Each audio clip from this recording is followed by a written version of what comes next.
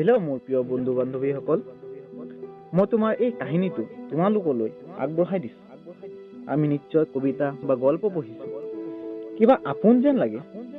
চোৱা বন্ধুসকল, দুজনী চৰাই কি পাতি আছে জানা? নিজৰ মনৰ আবেগ, অনুভূতি আৰু ভাল পোৱা কথা বতৰা। চৰাইটোৱে কৈছে যে মোৰ প্ৰিয়জন বা প্ৰিয়া, তুমি অকলশৰে এই ইমান ডাঙৰ বৃক্ষত কি কৰিছা? হে মোৰ প্ৰিয়জন, চৰাইজনীয়ে কৈছে, মই তোমাৰ বাবে অপেক্ষাত আছো। তুমি যে এই ৭ সাগৰ পৰ্বত পাহাৰ পাৰ হৈ গৈছা তাৰে কথা চিন্তা কৰিছো। আৰু কি কৈছে জানা? সেইবোৰ মই যে তোমাৰ কথা ইমান চিন্তা কৰো, তুমি মোৰ বাবে কি কৰিব পাৰিবা? তেনেতে চৰাইটোৱে কান্দি উঠিল, হে মোৰ প্ৰিয়া, তুমি মোক তেনেকে কিয় কৈছা? মইতো তোমাক চিৰন্ত ভাল পাওঁ আৰু পাই থাকিব বিচাৰো।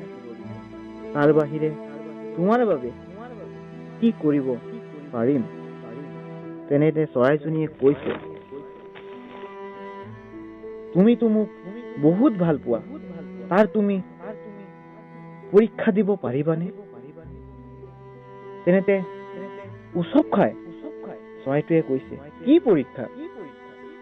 তুমি মোৰ ৩টা প্ৰশ্নৰ উত্তৰ দিব লাগিব। লগে লগে চৰাইজনীয়ে প্ৰশ্ন কৰিবলৈ আৰম্ভ কৰিলে।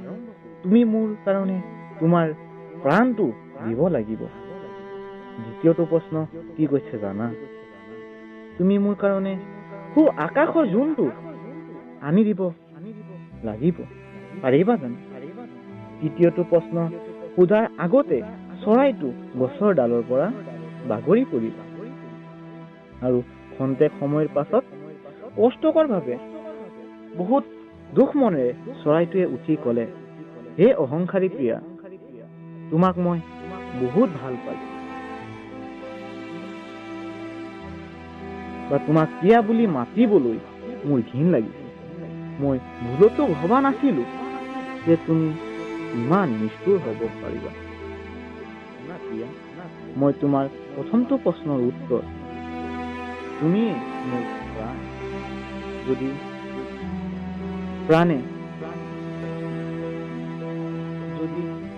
মোৰ প্ৰাণটো লাগে দিব মই নোৱাৰিম, কাৰণ মই মোৰ প্ৰিয়ৰ লগত একেলগে এই বিশাল পৃথিৱীত অনন্ত কাললৈ জীয়াই থাকিব বিচাৰো। যদি চেষ্টা কৰো, মই যোনটোক তোমাৰ চৰণত পেলাই দিব পাৰো, যিটো অসম্ভৱ। সেই আৰু শুনা প্ৰিয়া, তোমাক মই বহুত ভাল পাইছিলো। তোমাৰ কৰ্তব্য তোমাৰ সুখী কৰা, আৰু মোৰ কৰ্তব্য তোমাক সুখত ৰাখা। সেই বুলি কৈ বুকু ফালি নিজৰ দিলটো তাইৰ হাতত গতাই দি চিৰ বিদায় ললে। বন্ধু বান্ধৱীসকল, যদি তোমালোকে টাইম পাছৰ কাৰণে যদি কাৰোবাক ভাল পাইছা, তেন্তে সেই চৰাইটোৰ দৰে নকৰিবা, তেওঁ তোমাক বহুত ভাল পাবও পাৰে। ধন্যবাদ বন্ধুসকল কাহিনীটো শুনাৰ বাবে।